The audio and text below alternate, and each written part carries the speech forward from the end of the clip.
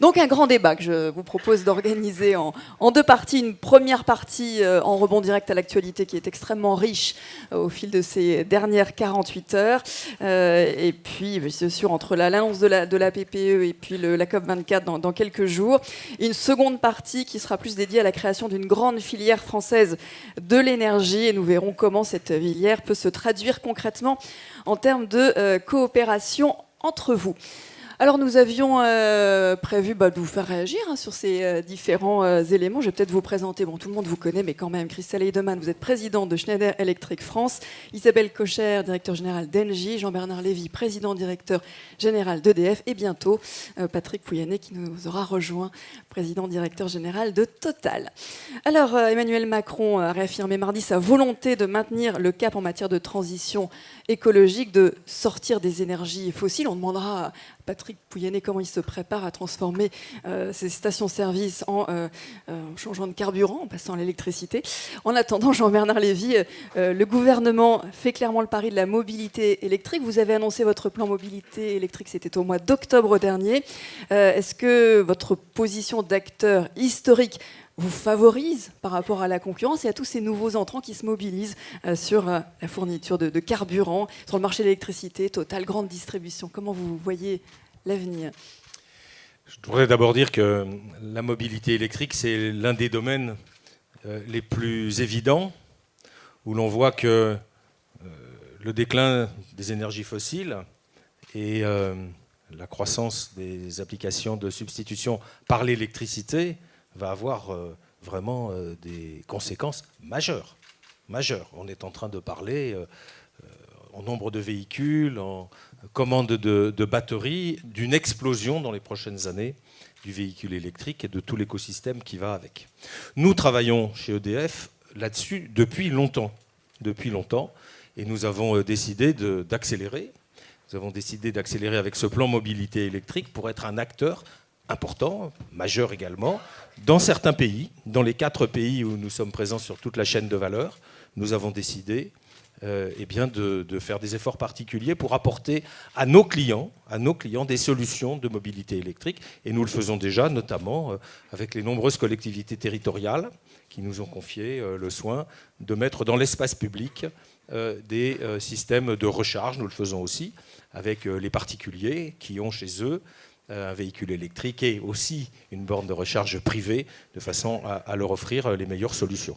Donc pour nous, l'essor de la mobilité électrique est un des nombreux domaines de croissance des usages sur lequel nous avons une innovation tournée vers les clients qui s'est renforcée et qui va encore s'accélérer. Patrick Pouyanné, nous étions en train de parler de... bienvenue tout d'abord, bienvenue dans ce grand débat. Nous parlions d'Emmanuel Macron qui a réaffirmé sa volonté de sortir des énergies fossiles. Alors, est-ce que vous vous préparez à, dans vos stations-service, ne plus vendre de carburant, mais plutôt de l'électricité, plus ou moins à long terme? On va vendre du carburant encore longtemps. Je ne suis pas inquiet sur ce point de vue-là, sur le futur Peugeot des nous stations l'a de service. rappelé, ouais. D'abord, vous savez, c'est pas sur le carburant nécessairement qu'on gagne le plus d'argent dans les stations-service. Les stations-service, c'est aussi des lieux de vie et c'est aussi du commerce. On gagne 1 centime par litre. On installe des bornes de recharge électrique. Je ne suis pas d'ailleurs convaincu que les gens que les futurs véhicules électriques iront se recharger dans des stations-service. Vous savez, les véhicules électriques urbains, j'en ai un, on le recharge chez soi le soir, au parking de son bureau le midi. Éventuellement, si on n'a pas de parking dans la rue, dans les rues où il y aura des parkings, en fait, les stations-service, c'est des questions de longue distance, et le véhicule électrique sur longue distance, c'est pas encore tout à fait l'usage évident, immédiat. Il y a encore du travail à faire. Voilà. Donc, je pense que de toute manière, je veux dire ce qu'on vit dans notre pays en ce moment démontre que le vrai sujet, pour moi, de tout le plan que j'adhère, bien sûr qu'il faut, il y a une urgence climatique, bien sûr qu'il faut faire évoluer l'ensemble du système, notamment dans nos pays développés. La vraie question qui est posée par les Français en ce moment, c'est le rythme auquel on peut aller. Et le rythme auquel on peut aller, c'est le fameux débat qu'il y a entre une énergie propre et une énergie pas chère. Et ce que nous disent tous les Français, et dans un pays développé, d'abord, il faut que l'énergie reste pas chère. Donc tous les plans auxquels on doit penser, c'est ça le premier fondamental. D'ailleurs, le président l'a dit dans son discours. Après, la question, et donc c'est le rythme auquel les consommateurs peuvent s'adapter. Parce qu'encore une fois, ce qu'on redécouvre là tous ensemble, c'est que l'énergie, c'est juste un des besoins essentiels de n'importe quel foyer. On doit se loger, on doit manger, et puis on doit se chauffer, avoir du courant, et puis faire bouger sa voiture pour aller travailler. Et donc, quand cette facture-là des besoins essentiels augmente, il en reste moins pour faire autre chose. C'est ça le débat aujourd'hui. Donc oui, je souscris à tout ce qui a été annoncé. On réfléchira à l'évolution de nos réseaux. Vous savez, mais c'est honnêtement pas la priorité totale. Je préfère aujourd'hui voir tout ça offensivement et être invité par vous pour parler d'électricité plutôt que de station-service. Eh bien justement, on va en parler. Juste avant, on va parler, puisque vous parlez de rythme de la transition, Isabelle Kocher, le gaz est également concerné par la hausse de la fiscalité carbone. Concernant cette trajectoire, est-ce que ça va trop vite, pas assez vite, compte tenu de l'urgence climatique, selon vous? Le prix du carbone, il est au cœur du débat entre propre et pas cher, d'une certaine manière. C'est sûr qu'il n'y a pas la place dans nos pays, c'est vrai en France et c'est vrai ailleurs, hein, pour une augmentation de la facture d'énergie. Il n'y a pas la place. Il n'y a pas la place ni chez l'individu particulier, et on le voit bien, les Gilets jaunes nous le rappellent. Il n'y a pas la place pour les entreprises non plus. C'est un élément le coût de l'énergie, la compétitivité énergétique, c'est un sujet majeur de compétitivité industrielle tout court. Donc, alors simplement, quand on regarde la facture d'énergie, il y a deux composantes. Il y a le prix unitaire de l'énergie et le prix du carbone est là-dedans. Et moi, je trouve que ça fait du sens de donner un prix au carbone, il faut qu'on soit cohérent. Et puis, il y a la quantité, les volumes d'énergie, la quantité d'énergie consommée. Et je pense qu'on n'insiste pas assez encore sur les économies d'énergie. En fait, la variable de bouclage, celle qui fait que c'est tenable et qu'on peut espérer aller à la bonne vitesse en termes de transition énergétique, mais d'une manière qui n'augmente pas la facture, et si possible qu'il la fasse baisser, ce sont les économies d'énergie. Alors, ce que je trouve qu'il y a de très positif dans le plan là, qui a été annoncé, c'est précisément, pour la première fois, levier numéro 1, efficacité énergétique. Ça, je pense que c'est vraiment le bon cap. Là où je pense qu'on n'y est pas encore tout à fait, c'est sur les modalités de financement. En réalité, il y a beaucoup d'investissements pour faire des économies d'énergie qui sont rentables sur des durées assez courtes, 3 ans, 5 ans, parfois même un peu moins. Mais il y a toujours un peu d'argent à sortir au départ. Donc il faudra qu'on soit malin sur les modalités de financement pour éviter aux gens d'avoir à faire un gros chèque au début, parce que beaucoup de foyers ne peuvent pas se le permettre. Dans le monde industriel, c'est évidemment plus facile. Et donc nous, un de nos cœurs de métier maintenant, hein, c'est précisément ça, c'est d'investir chez nos clients à leur place pour qu'ils produisent des négawatts avec un grand N. Et ça, ce sont des modèles économiques. Il n'y a pas besoin d'argent public. Il n'y a pas besoin d'argent public pour ça. Et je préférerais voir le système évoluer dans cette direction plutôt que de multiplier les aides dans tous les sens parce que personne n'y comprend plus rien. Donc je pense que là, il y a beaucoup d'ouverture maintenant de la part des grands acteurs financiers, de la part des services de l'État aussi. Je crois qu'ils ont très bien saisi cela. Et je pense que c'est la prochaine étape. L'État souhaite également une montée en puissance de la filière du biogaz avec une ambition forte. Là aussi, vous y croyez dans cette ambition? Comment vous voyez le gaz se décarboner? Alors c'est une des annonces importantes aussi qui a été faite hier. C'est un objectif de 10% de biogaz dans les réseaux à horizon 2030.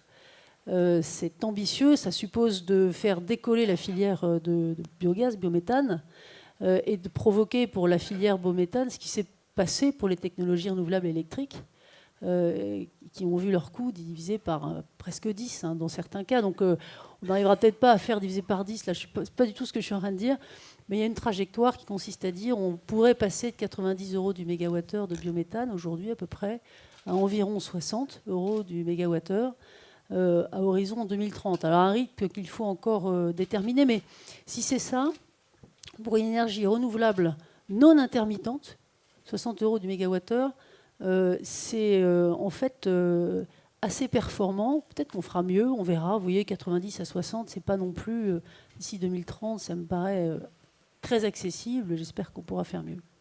Alors vous avez évoqué les économies d'énergie, Christelle Heidemann. Vous avez entendu les déclarations sur la PPE en termes de rénovation énergétique. Est-ce que ça vous semble assez ambitieux alors que le ministre a encore rappelé en début d'après-midi, là, ici, que c'était évidemment un levier très très important?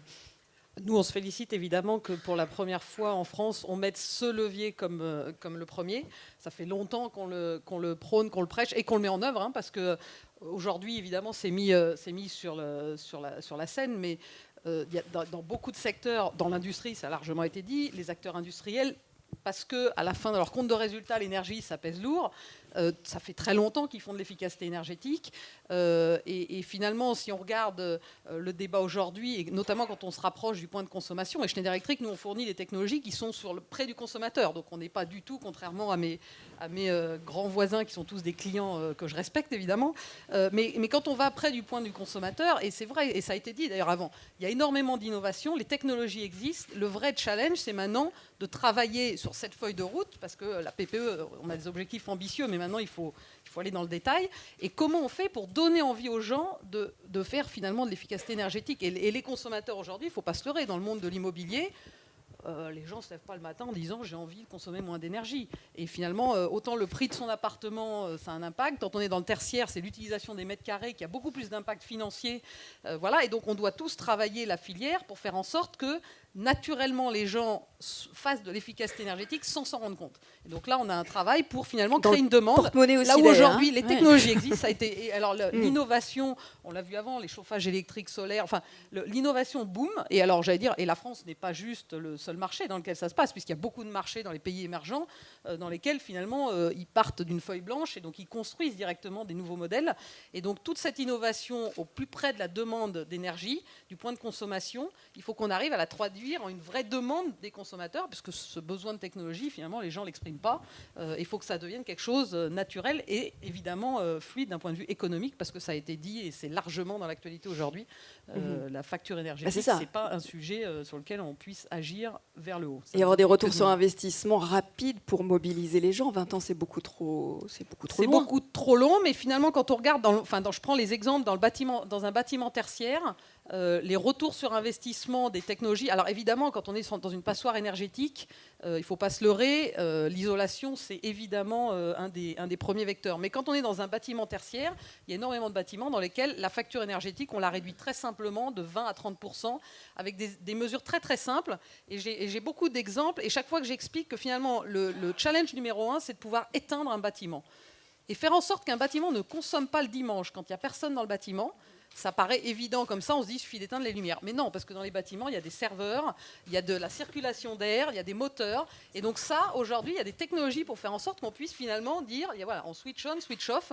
Et ces technologies-là, elles existent, mais elles ne sont pas forcément mises en œuvre. Et dans la conception des bâtiments, alors les bâtiments neufs qu'on conçoit, ils intègrent évidemment les bons standards. L'enjeu, il est vraiment sur la rénovation du parc. Et là, on ne peut pas se permettre d'attendre au rythme où ça va 1% de rénovation par an. On ne peut pas attendre un siècle.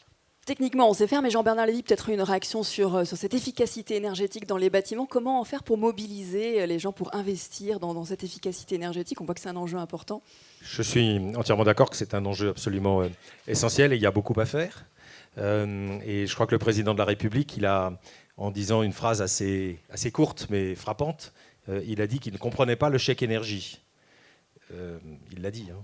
Il l'a dit, ouais. Il l'a avoué. Alors, est-ce que ça voulait dire qu'il ne comprenait pas le chèque énergie? C'est possible. Est-ce que ça voulait dire les administrations en charge ont mis en place des maquis de réglementation auxquels les Français ne comprennent rien? À mon avis, c'est ça qu'il voulait dire, si je peux me permettre d'interpréter. Ça veut dire que d'abord, il faudrait simplifier la vie des gens. Je suis sûr que si on faisait un quiz dans cette salle sur les conditions requises pour les différents types d'aides, on n'aurait pas des très bons scores. Selon qu'on paye l'impôt, qu'on ne paye pas l'impôt, qu'on a tel revenu, que ceci, que cela. Je pense qu'il faut d'abord aider les Français, et c'est le rôle des grands opérateurs, EDF le fait au maximum, à moins consommer en leur expliquant ce qui est aujourd'hui trop compliqué, en allant vers eux, et pas simplement en attendant qu'ils viennent vers nous, et puis en travaillant avec l'administration pour simplifier. Nous avons des obligations de certificat d'économie d'énergie. il faut qu'on explique ce que c'est, il faut qu'on explique comment on peut simplement répondre à ce besoin. Donc je crois qu'il y a un effort de simplicité à faire, un effort d'explication à faire. Et puis on sait qu'il y a des gens qui viennent vers nous, mais aussi qu'il y a des gens qui sont chez eux et qui ne se rendent pas compte qu'ils pourraient faire beaucoup mieux que la passoire énergétique dans laquelle ils vivent, l'indifférence qu'ils ont vis-à-vis de ces factures, et que soit parce que, comme beaucoup de Français, ils sont avec des revenus modestes, soit parce qu'ils ont aussi une vision citoyenne de leur rôle dans le combat contre les gaz à effet de serre. Eh bien, à nous d'aller vers eux et de leur proposer les meilleures solutions. Donc voilà, plus d'empathie, plus de simplicité. Ouais. Plus de simplicité. Isabelle Cocher, Patrick Bougnac, vous souhaitez réagir sur ce besoin de booster? Je crois que vous avez un micro chacun normalement. Oui, c'est bon. Okay. Ce besoin de booster l'efficacité énergétique. Je pense que c'est le b.a.-ba toute l'affaire. Le vrai enjeu pour être à 2 degrés, c'est qu'il faut consommer en 2040 autant qu'aujourd'hui, alors qu'on serait 9 milliards ou 6 milliards. L'effort d'efficacité énergétique, il est gigantesque. Et c'est vrai dans tous nos domaines. Et on se bat d'abord aujourd'hui beaucoup de débats sur le contenu du mix, alors que le premier travail à faire. Donc c'est très bien que l'État... C'est pas la première fois qu'on en parle. Hein. Le Grenelle de l'environnement avait déjà mis ça en avant, il ne s'est pas passé grand-chose. Donc ce qu'il faut maintenant, c'est effectivement, comme l'a dit Jean-Bernard, que les mécanismes incitatifs fonctionnent. Et pas simplement que ce soit... une lettre au Père Noël, parce qu'encore une fois, c'est pas gratuit tout ça. Il y a un investissement. Alors bien sûr, Isabelle a raison. On peut trouver des moyens d'aider à l'investissement. Il y a des moyens financiers. Mais tout ça, c'est compliqué. Dès qu'on parle de ces questions-là, parce qu'on s'adresse à beaucoup de personnes, alors, il y a un sujet simple. D'ailleurs, c'est pas des questions énergétiques, mais c'est la question qui est soulevée maintenant, mise sur la table des chaudières au fioul en France. Il y a 3,5 millions de lieux, alors parce qu'il y a 600 000 copropriétés. Donc 3,5 millions. Il y en a à peu près 1,5 million qui sont raccordables au gaz naturel. La première priorité pour nous, c'est raccordons ces gens-là au gaz naturel, avant d'aller même parler de trucs très compliqués. Moi, j'ai réuni les équipes hier, je leur ai dit, on a 25% de ce marché, vous allez aller voir tous ces gens-là, et tous ceux qui sont raccordables, il faut maintenant qu'on travaille. Alors, bien sûr, il faudra les aider à passer de la chaudière, la cuve au fioul, au gaz naturel, mais c'est possible. Pas raccordés, le gaz naturel, c'est efficace en termes de coût de facture. À la fin, on pourra même leur démontrer que sur le gaz naturel, ils gagnent. C'est plus compliqué sur le GPL. Honnêtement, là, on aura du mal. Mais déjà, commençons à faire des choses simples dans ces sujets-là. Et puis, si on introduit un mouvement, on arrivera petit à petit à atteindre des objectifs. Faisons des choses pragmatiques, simples. Et je soutiens Jean-Bernard, y compris dans la façon dont ces mécanismes sont mis en œuvre. Et c'est trop compliqué, quoi. Mais de toute manière, les gens qui les inventent font que ce soit compliqué pour que surtout ils ne soient pas utilisés, la vérité. Voilà. Ça fait des économies. Ok, Isabelle Cocher. Le sujet de l'efficacité énergétique, vous voyez un bel unisson entre nous. Hein. C'est le sujet qui ne fait pas débat. Alors nous, il se trouve qu'on en a fait un de nos métiers principaux. On a 100 000 personnes qui travaillent là-dessus. Donc on a commencé à industrialiser des modèles. Je pense que c'est ça qui se joue, en fait. C'est ça qui est en cause. Je pense que Patrick a raison. Il faut raisonner usage. Par compartiment, chaudière au fioul, très bien. Comment on fait pour convertir au gaz naturel quand c'est possible? Vieille chaudière au gaz, pareil. Nous avons lancé, l'équipe est par là dans la salle, une offre de remplacement des vieilles chaudières à gaz par des neuves, économie d'énergie 30%. 30%. Ne changez à rien dans votre maison, vous passez d'une vieille chaudière à une nouvelle, moins 30% de consommation d'énergie. Et retour sur le système de financement, on a fait quelque chose qui est super simple, pas besoin d'être public. Vous proposez un leasing, 55 € par mois pendant 5 ans, ça rembourse la chaudière, et c'est à peu près le montant des économies faites tous les mois. Bon, donc je pense qu'il faut y aller par usage. Les mécanismes d'aujourd'hui sont beaucoup trop compliqués. C'est effectivement avec des critères fiscaux divers et variés, c'est pas lisible. Les gens raisonnent usage, ils achètent des usages. Il faut prendre le sujet par ce bout-là. Alors on a commencé par un non-débat, comme ça, pour mettre une bonne ambiance. Maintenant parlons production. Bon là aussi ça va être complémentaire. Jean-Bernard Lévy, le nucléaire est bien sûr l'objet de toutes les attentions, en particulier là depuis, ça s'est accéléré depuis quelques jours. D'ici à 2035, l'État annonce la fermeture de Depuis 4 ans que je suis chez EDF, je n'ai pas eu l'impression d'un répit dans les débats sur le nucléaire. J'étais en train de penser à ça, en fait. Je me disais, ouais, en fait, ça ne fait que la petite pointe. Là, ça s'accélère un tout petit peu, mais c'était effectivement très tendu déjà. Est-ce que c'est réaliste, cette annonce de fermeture de 14 réacteurs, alors que l'on voit que Fessenheim est toujours en fonctionnement, finalement, alors que c'était... Ah oui, les 2 centrales marchent très bien. Ben oui, c'est ça. On est se porte bien. Se porte bien. Elles vont encore fonctionner cet hiver, et puis l'hiver prochain. C'est déjà pas si mal. 14 fermetures en 2035, c'est un point de passage. puisque nous avons un parc qui, bien sûr, un jour s'arrêtera de fonctionner. Et il s'agit aussi de le remplacer. Et le président de la République nous a demandé de préparer un dossier complet avec tous les éléments du dossier. On avait déjà d'ailleurs commencé un petit peu à le préparer depuis quelques années sur les aspects techniques, sur l'aspect de financement, etc. Un dossier complet pour 2021. Mais si je me projette en 2035, 14 réacteurs qui vont fonctionner, ça veut dire qu'il y en aura 58 moins 14, ça fait 44, c'est ça ? Donc il y en aura au moins 44 parce qu'il y aura aussi Flamanville, puis il y en aura peut-être quelques autres. Il y a peut-être d'autres. Voilà, Oui. donc il en restera encore pas mal. Et je crois que c'est une bonne nouvelle pour les Français parce qu'ils auront encore 50% d'énergie nucléaire avec des coûts de fonctionnement qui sont très bas et qui leur permettent d'avoir des factures d'électricité plus bas que chez nos voisins et avec peu d'émissions, pas d'émissions de CO2 grâce au nucléaire. Donc je crois que c'est un point de passage. Je crois que d'une façon générale, le commentaire qu'on peut faire, c'est que le point de passage, 50% en 2035, il nous semble réaliste. Et si vous revenez à notre cahier d'acteurs, on n'avait pas chiffré comment on voyait l'évolution du fameux 50%, parce que c'était les termes de la loi, c'est difficile de dire vis-à-vis de la loi, mettre des chiffres différents. On avait dit qu'on souhaitait arrêter sur 30 ans nos 58 réacteurs, donc on est à peu près sur le point de passage tel qu'il était prévu. Donc c'est l'occasion de saluer le fait que voilà, les faits, les chiffres s'imposent un peu à tout le monde, et ce point de passage, eh bien, il est cohérent avec notre vision industrielle de notre métier. Avec un calendrier qui s'affinera en fonction de la fermeture notamment des... Oui, voilà, alors le des calendrier, centrales à il y a des charbon. petits raffinements, à partir de quand on commence, quelles sont les conditions qui sont mises. Donc il y a des réacteurs qui fermeront avec des conditions légères, donc il est plus probable qu'ils vont fermer. Puis il y a peut-être 2 réacteurs qui pourraient fermer si des conditions très exigeantes sont remplies, et notamment s'il ne s'agit pas de prolonger en Europe le fonctionnement de centrales au charbon qui émettent beaucoup de CO2.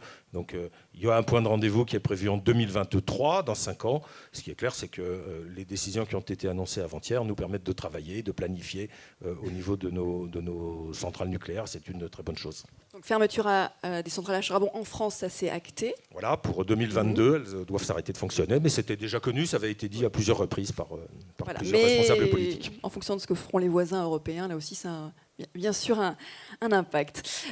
Isabelle Cocher, concernant la production issue des énergies renouvelables, compte tenu des résistances locales, notamment en termes d'acceptabilité sur l'éolien terrestre, le ministre l'a rappelé, une ambition qui est très forte, multipliée par 2, l'implantation en France de l'éolien terrestre. Est-ce que cela vous semble réaliste aussi ? Un mot peut-être pour rebondir sur ce qui vient d'être dit. Il y a des enjeux dans cette loi et dans la problématique énergétique de manière générale, c'est la sécurité d'approvisionnement.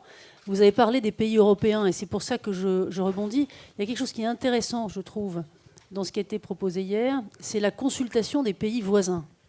Pour la première fois, on va consulter les pays voisins sur la stratégie énergétique du pays. Alors ça, franchement, je dois vous dire, formidable. Nous sommes un grand opérateur en Belgique, un grand opérateur nucléaire. Nous entrons dans l'hiver dans une situation très exceptionnelle parce que, à l'occasion d'une opération de maintenance, des défauts qui datent en fait d'il y a 30 ans, alors qui touchent, je vous rassure pas, le bâtiment réacteur, des bâtiments annexes, mais quand même, il a fallu arrêter les centrales, refaire toutes affaires cessantes, les toits de ces bâtiments annexes. La question de la coordination de la gestion de l'énergie entre pays européens, c'est un sujet critique. Nous sommes retrouvés à devoir donc compenser et aider Elia, qui est l'opérateur belge, qui est l'équivalent d'RTE, si vous voulez, en Belgique, et qui est responsable de la sécurité d'approvisionnement, l'aider à compenser cette situation particulière, puisqu'aujourd'hui, nous avons 2 réacteurs sur 7 qui fonctionnent en plein hiver. Bon, je constate que les systèmes de concertation, de coordination ne sont pas en place. Je voudrais saluer nos équipes au passage, je suis désolée, mais j'en profite. Elles font vraiment un boulot formidable, amenant de l'électricité de partout, de France, d'Allemagne, des Pays-Bas, toutes nos centrales. Et on est bien content d'avoir du gaz d'ailleurs, parce que ce sont nos centrales à gaz, sont en train de flécher l'électricité vers la Belgique. Mais coordination européenne des politiques de l'énergie, au moins sur la plaque de cuivre, la partie Europe de l'Ouest. Alors ça, franchement, c'est absolument indispensable. Alors écoutez, le développement du renouvelable, je pense qu'il y a des choses à faire pour faciliter, et en particulier du point de vue de la fiscalité. Je sais que c'est un champ de travail du gouvernement d'intéresser plus directement les agglomérations ou surtout les villes sur le territoire desquelles les éoliennes seraient installées. Ça aidera évidemment. Je pense quand même que le solaire est plus facile, et c'est une évidence à faire progresser rapidement. Les limites, hein, c'est pas seulement l'acceptabilité, c'est le stockage, c'est intermittent, le renouvelable. Il faut du stockage compétitif, et je pense que ce sujet-là, on a besoin encore de le... On ne bute pas encore sur cette limite. Nous sommes à quelques pourcents d'électricité renouvelable dans les réseaux. Ça va, on peut supporter de l'intermittent dans ces proportions-là. Quand on va toucher 30%, 40%, on va commencer à avoir de vrais sujets. Donc, l'interconnexion aide, hein, tout de même. L'interconnexion aide, c'est un peu le retour au sujet précédent d'une vision européenne intégrée. Ça, c'est indispensable. Mais quand même, il faudra des dispositifs de stockage soit centralisés, soit distribués chez le particulier. Hein. Il y a une problématique d'effacement qui, je pense, vont prendre de l'ampleur. Mais il ne faut pas voir je dirais, le défi de la progression du renouvelable juste sur le plan de l'acceptabilité. Il y a tout un tas de modalités aussi à mettre en place et assez rapidement maintenant. Alors, on y reviendra peut-être, mais peut-être Patrick Pouyanné, alors en tant que nouvel entrant dans la production d'électricité, vous misez beaucoup sur les énergies renouvelables.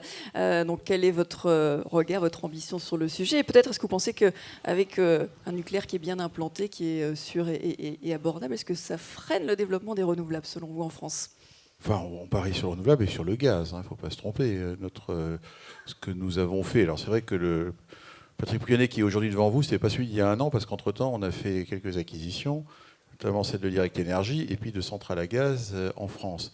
Donc, ce que nous voulons, c'est construire effectivement, et j'ai suivi les conseils de Jean Bernard, d'ailleurs, qui m'a expliqué par voie de presse interposée qu'il fallait surtout pas que je me concentre uniquement sur la distribution, ça ne gagnait pas beaucoup d'argent, il fallait s'intégrer. Mais ça, Total l'avait compris depuis un moment qu'il fallait à la fois être producteur et distributeur. C'est même d'ailleurs tout le business model de l'entreprise, et sur le pétrole ou sur le gaz. Mais je lis avec attention les interviews de Jean Bernard, j'apprends toujours quelque chose.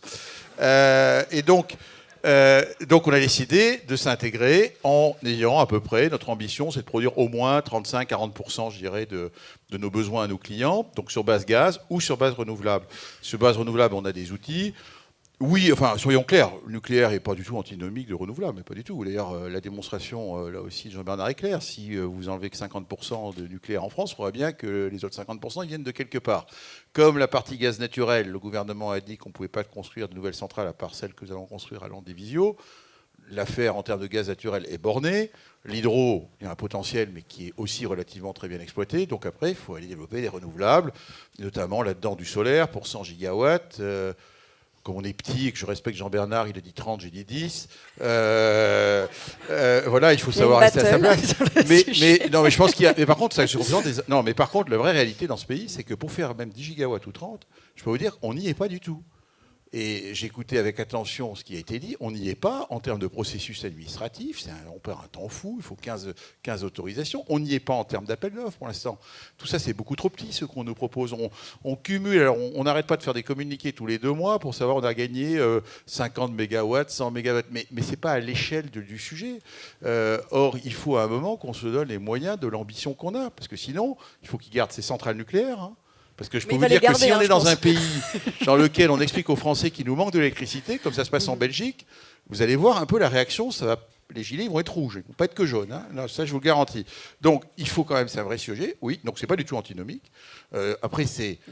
Encore une fois, je crois que le solaire, je partage le point de vue d'Isabelle, c'est plus facile que l'éolien. Il se trouve que maintenant, avec Cadran, chez Direct Énergie, on a un parc éolien et on voit les difficultés qu'il y a à le mettre en œuvre. Mais il y a aussi, quand on parle de renouvelables, l'éolien offshore, qui est un sujet intéressant. C'est davantage, même si malheureusement, visiblement, Bercy a gagné dans les arbitrages. C'est dommage parce que c'est plus gros quand même à chaque fois. On y va par paquet de 500 MW. Et d'ailleurs, l'économie d'échelle dans l'éolien offshore ne s'envisage que si on a des gros volumes, en fait. Je pense que c'est un sujet sur lequel il faut qu'on revienne. Et puis, il y a l'hydraulique également, qui est un sujet intéressant. Donc, nous, on a une ambition, encore une fois, d'avoir un parc de production d'électricité bas carbone, gaz naturel, renouvelable, et notamment pour pouvoir servir nos clients. Et puis voilà. Donc, mais on s'inscrit bien dans cette dynamique. C'est un marché qui présente un certain nombre d'intérêts. Alors un plan solaire aussi ambitieux de votre côté. Alors on voit, j'ai vu dans la presse des projets solaires avec des très très grandes fermes solaires dans le sud-ouest notamment. On voit aussi que ça pose des problèmes en termes de partage du foncier. Donc il n'y a pas que le problème de l'éolien et de l'acceptabilité. Quelle est la clé pour réussir ? La clé, c'est les chiffres. Il y a 2,5 millions d'hectares de terres agricoles qui ne sont pas cultivées. Le plan solaire d'EDF, c'est au maximum, parce que les rendements vont un peu s'améliorer, qu'il y aura des solaires en toiture, au maximum 30 000 hectares sur 2,5 millions d'hectares. Donc il y a un peu de marge, puis il y a tous les toits. Et donc il faut aussi, s'organiser. voilà, Alors je suis entièrement d'accord avec Patrick, il ne faut pas qu'on ait besoin de 27 autorisations, ça prend 6 ans, il y a des recours. Il ne faut pas que les appels d'offres soient malthusiens, on l'a dit 10 fois aux administrations concernées, avec des petits lots comme ça, un petit lot par-ci, un petit lot par-là, il n'y a pas de vision d'ensemble, il faut nous donner de la visibilité. On a remis des documents, je suis sûr qu'Isabelle et Patrick l'ont fait aussi, au ministère de la Transition écologique et solidaire pour proposer comment améliorer les choses. Sébastien Lecornu a fait une partie du travail, il faut maintenant poursuivre, il faut aller jusqu'au bout, il y a encore beaucoup à faire. Mais le plan solaire que j'ai annoncé il y a exactement 1 an, 30 gigawatts, sur les 100 gigawatts dont nous convenons tous qu'il faut les faire, c'est à 10 gigawatts près, c'est ce que le gouvernement a annoncé, il a plutôt annoncé 110 que 100 d'ailleurs. Nous on vise un petit peu, c'est pas tout à fait dans les mêmes dates, ça n'a pas d'importance, mais c'est bien à l'échelle. Et quand j'ai annoncé 30 gigawatts, les gens se sont dit c'est quoi, c'est un coup de com'? Pas du tout, c'est ce qu'on va lancer progressivement. J'étais en Bourgogne aujourd'hui, je me déplace un petit peu en France de temps en temps, dans des zones différentes, dans des zones plus ou moins rurales, plus ou moins urbaines. Il y a un engouement aujourd'hui, il y a une demande, notamment des collectivités territoriales, pour le solaire. Et le solaire, il y aura des grandes fermes solaires, des moyennes fermes solaires, il y aura beaucoup de solaire en toiture. Et on va y arriver, mais c'est vrai que le démarrage est poussif. Il faut donner un grand coup d'accélérateur. Oh ça dépend pour qui. Hein.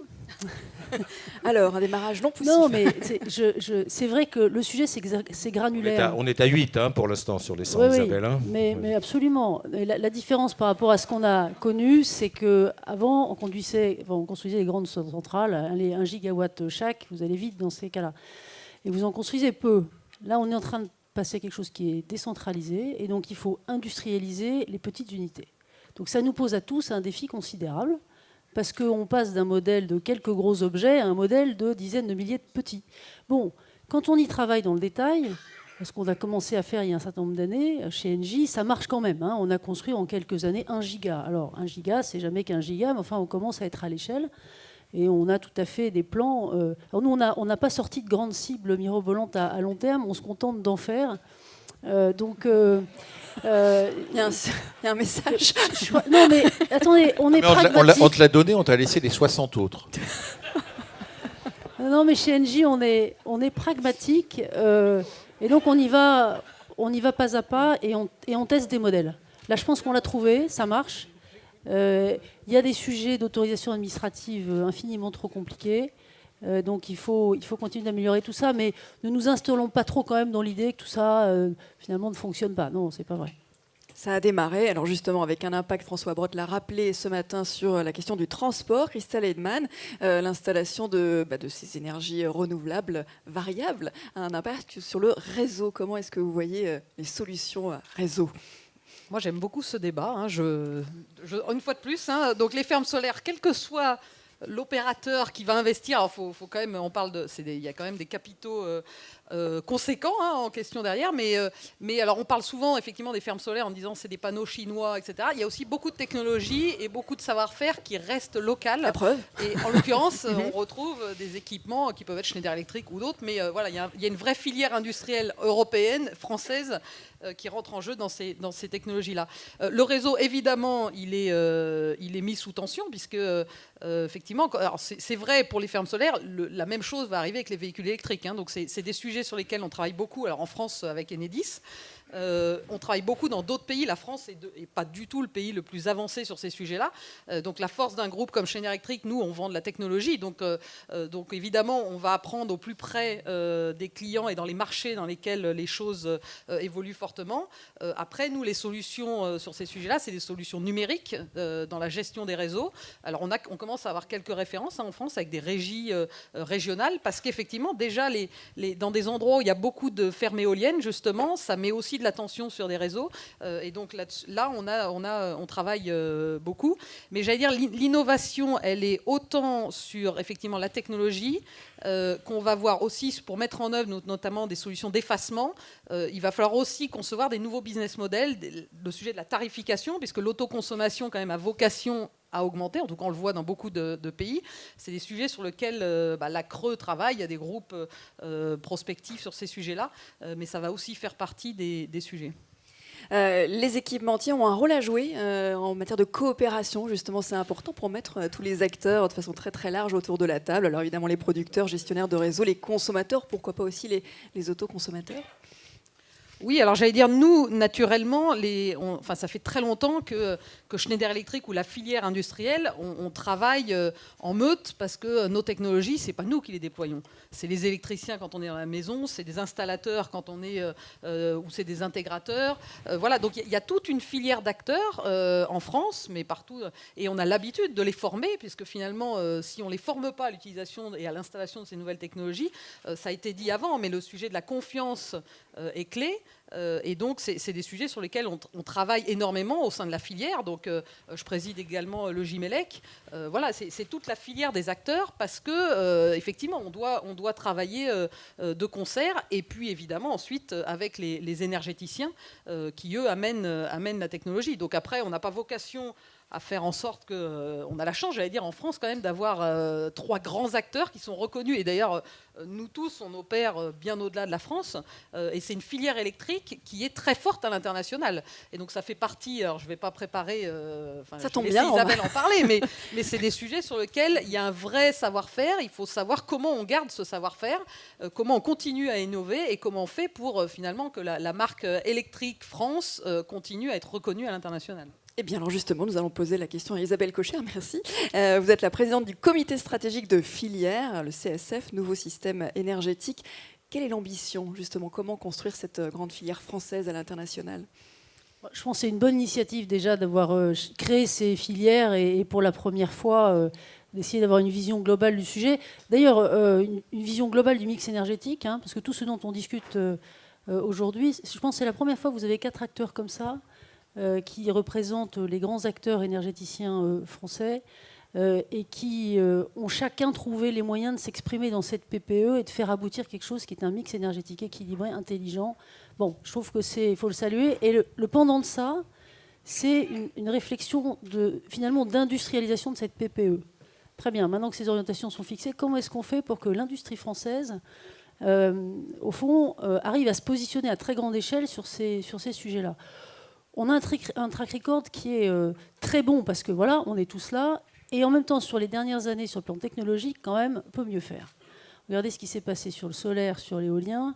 Énormément de subventions mises sur la table, donc de l'argent que la collectivité paye pour avoir fait décoller les filières solaires, par exemple. La technologie, on n'a pas réussi à la fixer ici. Bon, donc le sujet, c'est comment est-ce que sur les prochaines étapes, alors stockage d'électricité par batterie, production solaire nouvelle génération, effacement, biogaz, hydrogène, comment est-ce qu'on fait pour que sur ces nouveaux sujets, on arrive à jouer notre carte industrielle en fixant des filières industrielles en France? Voilà, ça c'est le mandat du comité stratégique de filière. Bon, il y a un certain nombre de conditions qu'il faut respecter, que nous avons listées. Nous allons remettre notre feuille de route dans les semaines qui viennent au Premier ministre. D'abord, il faut créer un marché local. Si on veut des spécialistes mondiaux qui vraiment s'expriment, constituent des acteurs importants à terme, il faut faire émerger une demande locale. Prenez un seul exemple, la recharge de véhicules électriques. La recharge de véhicules électriques, bon, elle n'a pas démarré en France, elle a démarré plutôt dans les pays du Nord. Et Engie, il y a 3 ans, s'est dit, bon, on va devenir un grand de la recharge électrique. On a regardé qu'il y avait sur le marché et on n'a pas trouvé d'acteurs français à ce moment-là vraiment solide. Donc on a acheté un acteur néerlandais. Pourquoi néerlandais? Parce que les Pays-Bas avaient démarré à assez grande échelle déjà la recharge électrique. Alors depuis, on est bons citoyens, on a rapatrié tout ça en France, acquis une société française qui est Vitronix pour compléter notre offre, et le marché français décolle. Mais ce que j'essaye de dire là, c'est que il n'y a pas de mystère. Si on veut construire une filière française avec des acteurs français, il faut créer un marché local. Parce que sinon, évidemment, les acteurs, ils émergent là où sont les marchés. Donc systématiquement, nous sommes en train, sujet par sujet, de discuter, ce sera l'objet de cette feuille de route, avec les autorités publiques, de la manière de créer un flux d'appels d'offres, vraiment, spécifiquement, brique par brique, pour faire émerger des groupes d'acteurs industriels français, qui forcément au départ vont être petits. Ces technologies, elles sont nouvelles. Il n'y a pas de grands acteurs installés, mais qui vont pouvoir, par de la visibilité, la capacité à passer à l'échelle, à massifier, à standardiser, à numériser, tout cela, s'installer sur notre territoire. Et deuxième condition, c'est qu'il faut assumer une préférence européenne. Écoutez, nous sommes dans 70 pays du monde chez Engie. La plupart d'entre eux assument que quand ils lancent des appels d'offres publics, ils demandent à ce qu'une partie minimum du contenu soit locale. Franchement, l'Europe, là-dessus, dans ce dogme de la concurrence, je trouve, a pris du retard. Il faut assumer une vision industrielle des choses. Et donc, une des propositions que nous allons faire, c'est précisément d'être capable d'injecter dans les appels d'offres publics une dimension locale. Alors, il y a plusieurs façons de le faire. Peut-être assumer une préférence européenne si l'Union européenne accepte de rentrer dans cette logique, et moi je crois qu'elle devrait le faire. Et puis sinon, il y a différentes manières de créer un avantage compétitif pour le contenu local. Par exemple, et c'est une des suggestions qui nous a été faite au sein de la filière, tracer le contenu CO2 des matériaux. Quand vous faites ça, c'est sûr que les matériaux qui viennent de très loin sont un petit peu moins bien placés que les matériaux locaux. Mais voilà, des appels d'offres locaux et assumer une préférence locale. Voilà pour l'ambition. Alors Jean-Bernard Lévy, la vice-présidence du CSF est assurée par Sylvie Géano, présidente de Dalkia, filiale d'EDF. Est-ce que c'est possible, selon vous, de structurer cette grande filière française de l'énergie? Quel est l'intérêt? Je ne suis pas sûr que le mot structuré soit le mot qui me vient en tête, mais je rejoindrai plutôt ce qu'a dit Isabelle. Je crois qu'il faut qu'on donne tous les moyens possibles. Les appels d'offres, les marchés, les efforts d'innovation, la mise en place des écosystèmes. Je crois que c'est une diversité de solutions qui s'imposent à nous pour faire en sorte que nous ayons les chances de créer ce que Christelle disait, une filière de l'électricité, parce que c'est quand même un grand mouvement mondial qui va vers l'électricité. Je ne dis pas qu'il n'y aura pas un peu de gaz, mais enfin bon, à un moment donné, il y en aura de moins en moins. Peut-être pas tout de suite, mais à un moment donné, il y en aura de moins en moins. Un grand système autour de l'électricité qui puisse, sur des décennies, refaire de notre pays un grand pays industriel. Et je ne suis pas sûr qu'il faille le structurer avec des plans. Je crois qu'il faut plutôt créer aujourd'hui les conditions du succès. Et il y a beaucoup de cases à remplir. Isabelle en mentionnait une, les règles européennes. J'étais à Bruxelles avant-hier. On commence à entendre un petit peu parler de politique industrielle. On est encore loin de ce qu'on voudrait, mais ça bouge un petit peu. Notamment parce que ce que fait le président des États-Unis vis-à-vis de la Chine, l'Europe ne peut pas y être indifférente, et que le nationalisme, les barrières qui sont créées par les uns ou les autres, l'Europe ne peut pas être juste le naïf du système mondial. Je crois qu'il faut aussi rendre l'industrie plus attrayante. On a tous connaissance de ce qui se passe chez nous, mais surtout, pas tellement dans les grands groupes, dans l'ensemble de l'écosystème, avec nos fournisseurs, avec les chercheurs et les laboratoires académiques, et avec le système d'alternance et d'apprentissage. Tous nos grands groupes sont investis dans ces systèmes d'apprentissage. Nous devons rendre l'industrie plus attrayante. Nous devons créer les conditions d'une réindustrialisation. Et je pense que la PPE, telle qu'elle a été annoncée, et l'ensemble des mouvements que l'on voit dans le monde, le rapport du GIEC, les études de l'AIE montrent que c'est vers l'électricité qu'il faut aller. Donc faisons en sorte que les nouveaux systèmes très largement électriques redeviennent un point fort de l'Europe et de la France. Et pour répondre à des grands appels d'offres à l'international, dans le nucléaire, nucléaire notamment, ou pas que. Est-ce que c'est important d'y aller ensemble, de façon, en coopérant avec plusieurs acteurs? Est-ce que c'est même la condition indispensable pour le succès?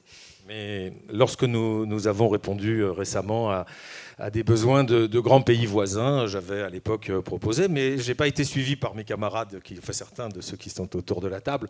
Bon, c'est la vie, c'est pas grave. Nous croyons que le nucléaire est une chance pour la France. D'ailleurs, je souligne que même quand ce n'est pas des réacteurs français, il y a beaucoup d'industriels français, d'emplois en France qui sont liés à des exportations pour des réacteurs d'autres pays, pour des services autour de ces réacteurs. Donc le nucléaire, bien sûr, reste une force. Enfin, au-delà du nucléaire, dont je souligne que le GIEC a rappelé l'importance à terme, qu'il y a une place pour le nucléaire. Le nucléaire est l'une des solutions au problème du climat. Au-delà de ça, c'est, je dirais, plus généralement, l'ensemble des métiers autour de l'électricité, pour l'efficacité énergétique, pour les bienfaits de cette électricité décarbonée dans la substitution progressive aux énergies fossiles. Je crois qu'il faut un gros effort. Je salue le fait que le gouvernement ait récemment, et en le confiant à Isabelle, avec également Sylvie, ait récemment pris vraiment conscience qu'il faut mettre en place une filière dans ce domaine.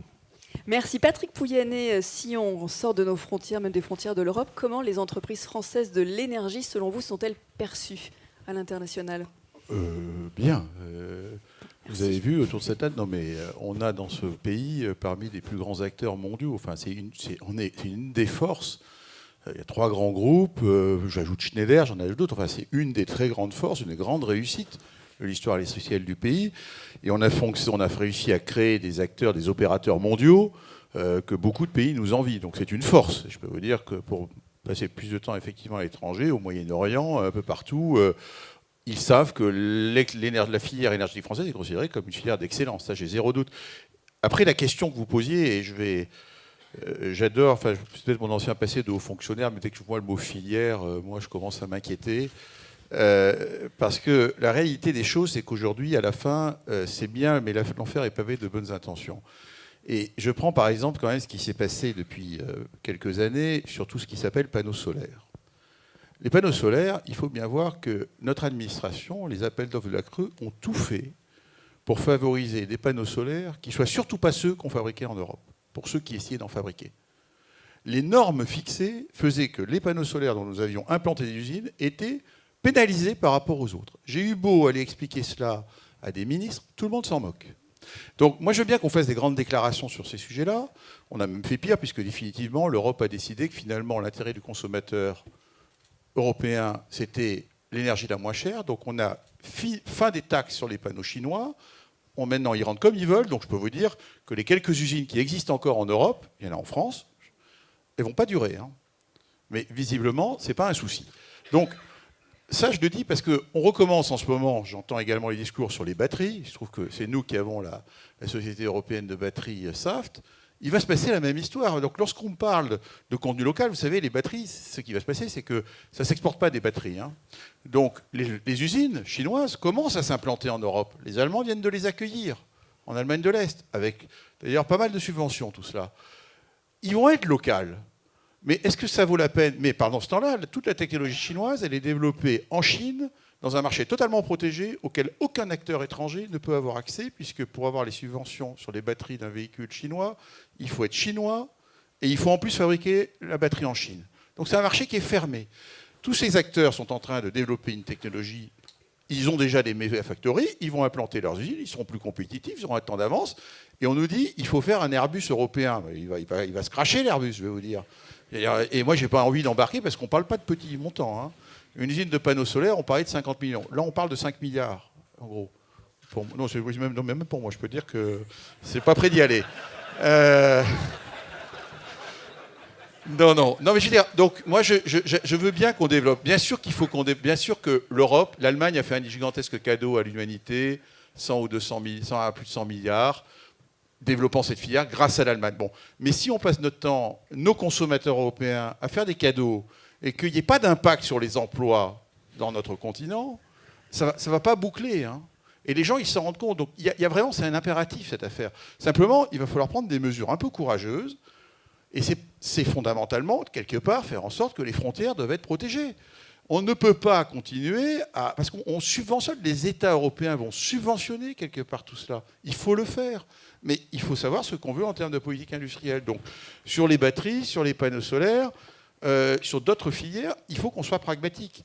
Et malheureusement, je dois avouer que quand on débat aujourd'hui avec le monde politique et qu'on parle de mettre même un ajustement carbone aux frontières, après tout, puisque l'Europe est en avance, c'est pas un concept, l'OMC le permet si on le veut. On tombe sur, non, les règles européennes, on est dans le libre-échange. En fait, il y a un vrai choix à faire maintenant en Europe, qui est consubstantiel au modèle européen, et que d'ailleurs nos citoyens le disent. C'est est-ce qu'on continue dans ce qu'on a créé dans les années 70, qui était profondément une Europe de consommateurs, de lutte contre l'inflation, ou est-ce que maintenant on décide d'en faire une Europe qui s'adresse aussi à vouloir maintenir sur ce continent des activités industrielles qui apportent des emplois. Ce choix, à force de pas... En fait, on n'y répond pas, ou plutôt on y répond négativement, et le résultat, c'est qu'à la fin, on dit l'Europe va être une société de services. Oui, mais alors, même les sociétés de services, je ne sais pas où on va. Donc il faut quand même maintenant... et c'est un bon thème, hein, parce que les montants dont on parle, 100 gigawatts, mais c'est des centaines de milliards d'euros d'investissement. On parle de chiffres gigantesques.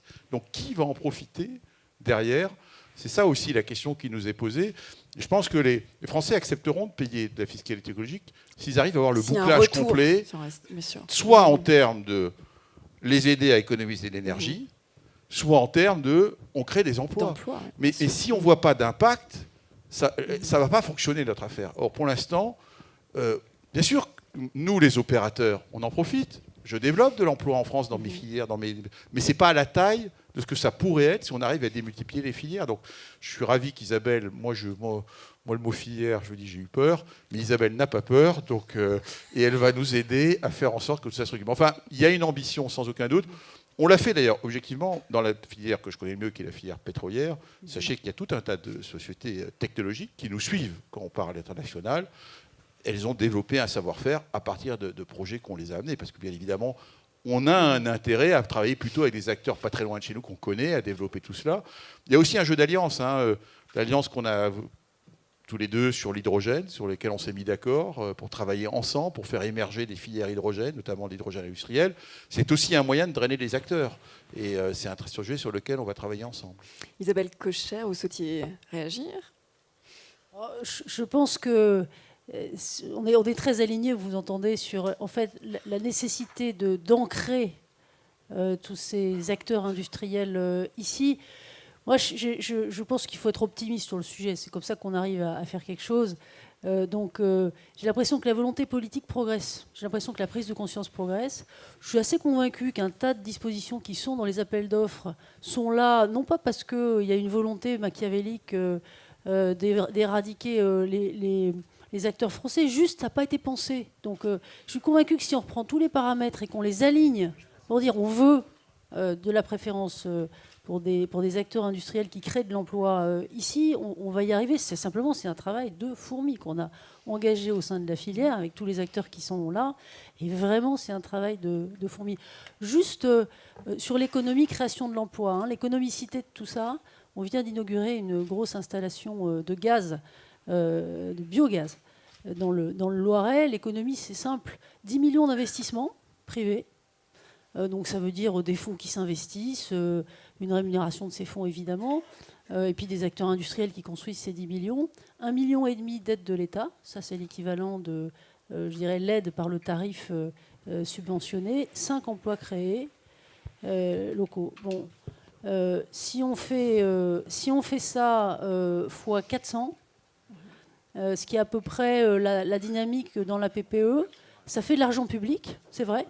Ça fait de l'argent public, mais ça fait, faites le calcul, des emplois dans des conditions, dans des extrêmement locaux, dans ce qu'on appelle la France périphérique, qui sont relativement significatifs. Peut-être une phrase chacun pour conclure. Vous avez parlé d'emploi et de compétences. Depuis ce matin, on dit mais comment être attractif et comment avoir les meilleurs qui sortent des écoles au sein de vos entreprises.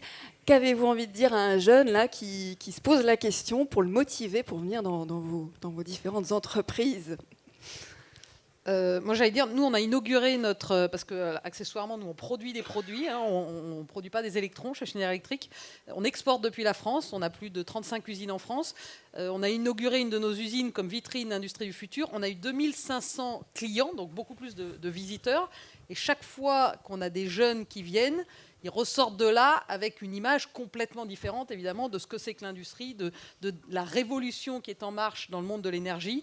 Et donc, évidemment, c'est quelque chose qu'on fait partout sur le territoire. Il faut les faire rêver un peu, quoi. Voilà. Et il y a évidemment beaucoup de choses à faire, mais les talents, la guerre des talents, c'est aussi ça qui fait qu'on va continuer à innover en France. Donc, c'est très important de convaincre les jeunes de venir travailler dans nos filières. Je voudrais simplement dire qu'il y a la semaine dernière, au Grand Palais, l'usine extraordinaire, qui a eu un succès extraordinaire. D'abord, on a eu le Premier ministre et, je crois, 12 ministres qui sont venus. Le dimanche, il y a eu 18 000 personnes qui sont venues. Le samedi, un peu moins, aux Champs-Élysées, vous comprendrez pourquoi. Mais le dimanche, il y avait 18 000 personnes et les gens étaient surpris. Les jeunes, hein, on voyait des cars débarquer avec des jeunes de 3e, de seconde, de première qui avaient été attirés là par leur professeur et par toute l'énergie que les contributeurs à cet événement ont déployé. Et ça faisait plaisir parce qu'ils disaient des choses simples. Ah bon, mais une usine, c'est propre. Ils disaient des choses comme ça. Et une usine, c'est très propre aujourd'hui, n'est-ce pas? Et je crois qu'il faut démultiplier, que ce soit dans les lycées, dans les régions, avec les territoires, démultiplier. Vraiment, ça part de l'attrait de nos métiers pour les jeunes, alors que, on les a amenés beaucoup trop vers le tertiaire, vers des entreprises de services où c'est souvent moins bien payé et puis c'est souvent plus précaire. Parce que les usines, ça y est, elles ont été délocalisées. Aujourd'hui, les usines que l'on crée, c'est des usines propres à haute valeur ajoutée. On en a parlé ce matin. Voilà, l'industrie du futur. Je crois que c'est une bonne question. Il y a 24 000 étudiants qui viennent de signer un document disant que l'urgence climatique était telle qu'ils ne voulaient plus travailler dans une entreprise qui polluait. Il se trouve que j'étais le parrain cette semaine de la nouvelle promotion de l'école polytechnique. Donc ça m'a donné l'occasion de leur expliquer ce qu'on faisait. Et ce que je leur ai dit, c'est que c'est très bien qu'ils aient conscience de tout cela. Et c'est leur génération qui aura apporté tout cela. Et nous, on est totalement responsables. Le meilleur moyen, c'est de s'engager. Et s'engager, c'est de venir travailler dans ce secteur. C'est un secteur passionnant où il y a des innovations étonnantes, où il y a des capitaux très importants, ce qui d'ailleurs nécessite de rassembler beaucoup de talents. Et donc, en fait, il faut partager avec tous ces jeunes la passion qui nous anime. Et on les convaincra. Et donc, ils ont raison de dire qu'il faut avancer sur tous ces sujets, mais il faut maintenant qu'ils viennent et qu'ils travaillent dans l'industrie. Et pas simplement dire « j'ai pas envie d'y travailler », parce qu'on aura besoin de tout leur cerveau et de tous leurs bras à tout le monde. Voilà la façon de... Donc, partageons la passion qu'on a pour ces métiers. Le mot de la fin, Isabelle Cocher. Écoutez, je touche du bois, mais les jeunes chez Engie, ils viennent. On a plus 60% de CV de cette année par rapport aux années précédentes. En fait, je pense que ce qui se passe, effectivement, c'est il y a une espèce une super mobilisation des jeunes générations sur ces sujets-là. Et je crois que fondamentalement, il faut leur proposer des business models qui leur permettent de voir ce que c'est que la transition énergétique en vrai, et compétitive en plus. Et voilà, donc les dynamiques sont à l'œuvre. Et je rejoins absolument l'idée que les jeunes générations, elles veulent du sens, elles veulent un job qui corresponde à leurs convictions. Et c'est ce qu'on essaye de leur proposer. Eh bien, merci beaucoup. Merci à tous les cas d'avoir accepté de participer à ce grand débat.